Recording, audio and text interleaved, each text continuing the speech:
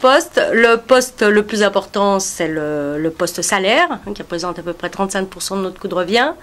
Ensuite, on a le poste gasoil, qui augmente de plus en plus au cours des derniers mois, qui représente aujourd'hui environ 30% de notre coût de revient. Donc c'est vrai qu'avec ces deux postes, on est déjà à plus de 60% du coût de revient. Donc c'est les postes sur lesquels chaque transporteur travaille de manière très assidue. Et ensuite, un poste comme par exemple le matériel représente à peu près 10% du coût de revient. Donc finalement, on se rend compte que ce n'est pas si important que ça de bien savoir acheter ces véhicules. Il faut vraiment que le transporteur s'axe sur tout ce qui est salaire, travaille avec ses conducteurs sur la manipulation du sélecteur du chronotachygraphe, travaille avec les clients pour réduire tous les temps d'attente chez les clients. C'est vraiment un travail très, très rigoureux qui doit être fait. Et puis ensuite, nous avons le gasoil. Malheureusement, on le sait, il augmente de manière très importante ces dernières années et au cours des derniers mois. Donc on a fort heureusement la possibilité d'indexer le coût de gasoil et de le mettre en pied de facture pour le répercuter à nos clients, mais on sait tous que la répercussion n'est pas à l'euro et que le transporteur prend à sa charge une partie de cette augmentation. Normalement, cette indexation gasoil est obligatoire de par la loi, donc tous les transporteurs devraient l'appliquer à leurs clients. Mais ce dont on se rend compte, et ce que nous disent certains de nos clients, c'est que certains transporteurs ne l'appliquent pas. Ou alors, on va appliquer une indexation gasoil, mais par contre, on n'augmentera pas les prix. Ou alors, en fin d'année, quand on va répondre à un appel d'offres, on va avoir une modification d'indexation de la base gasoil. Ce qui fait qu'au final, on aura une diminution du prix plutôt qu'une augmentation. Ce que l'on voit, c'est qu'en fait, le chargeur, il va regarder le prix du transport dans sa globalité. Donc, on a cette indexation gasoil. Si le gasoil augmente de 5%, pour lui, c'est son prix de transport qui va augmenter de 5%. Donc, il essaiera d'une manière ou d'une autre de rester avec un prix stable. Et de ce fait-là, il n'augmentera pas le prix facial du transport. Donc, c'est vrai qu'on a cette difficulté dans le transport de pouvoir passer des augmentations qui correspondent aux augmentations de notre coût de revient dans l'entreprise. J'ai en tête un client qui a changé la modification de la base gasoil donc au 1er janvier de cette année. On avait 5% de baisse de notre prix. Donc comme il nous donnait gracieusement 3% d'augmentation, on se retrouvait au final avec une baisse de 2% du prix des transports chez ce client.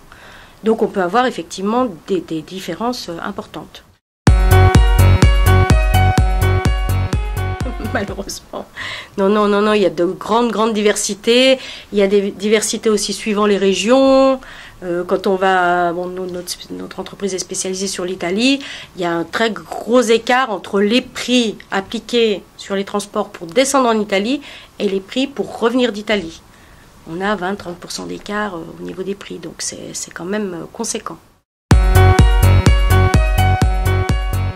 Sur le 44 tonnes, en ce qui concerne du PC, on est déjà bien impacté puisqu'on transporte beaucoup de boissons. Donc là, le décret s'applique déjà dans notre entreprise. Donc pour de gros chargeurs, on transporte déjà en 44 tonnes. Alors effectivement, c'est assez difficile de faire la part, de définir une augmentation, un juste prix pour cette augmentation de tonnage. Parce que là, on est en train de faire, ça fait donc un peu plus d'un an que ce décret s'applique. On est toujours en test pour vraiment affiner le coût supplémentaire que représente ce passage de 40 tonnes à 44 tonnes. Parce que bien évidemment, il y a le gasoil, on considère à peu près que c'est 1 litre de gasoil supplémentaire par tonne. Ensuite, il y a le matériel, l'usure des pneus, enfin tout le véhicule et tracteur et semi-remorque qui sont impactés par ce poids supplémentaire. Donc c'est vrai qu'actuellement, on a à peu près déterminé un prix d'augmentation, mais c'est quand même difficile de le déterminer. Alors vous avez toujours pareil, des chargeurs qui vous disent je vais vous mettre 4 tonnes de plus dans le camion, mais vous n'aurez pas de supplément de prix. D'autres qui sont d'accord pour effectivement augmenter les sommes qui nous sont données. Sur la consommation, on l'estime à peu près à 1 litre par tonne. 1 litre de gasoil supplémentaire par tonne. Donc c'est quand même conséquent. Je pense que ça dépend des métiers du transporteur. Nous, on est principalement sur le lot complet, donc on a encore des questions qui se posent, on ne sait pas du tout quelle en sera la réponse, comme par exemple le kilomètre d'approche, à qui est-ce qu'on va le facturer.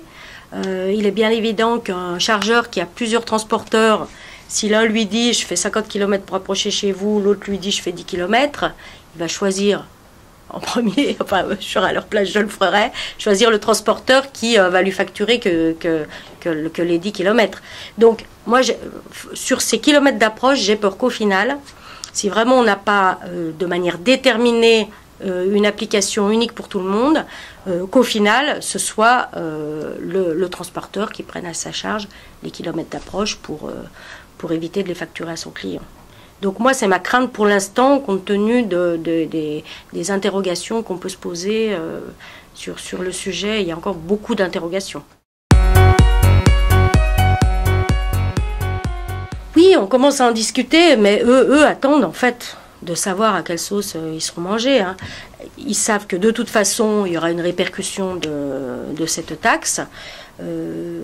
Maintenant, il y a encore beaucoup de points d'interrogation. Donc eux nous disent, nous, à partir du moment où on aura un texte clair qui nous demandera on appliquera cette taxe.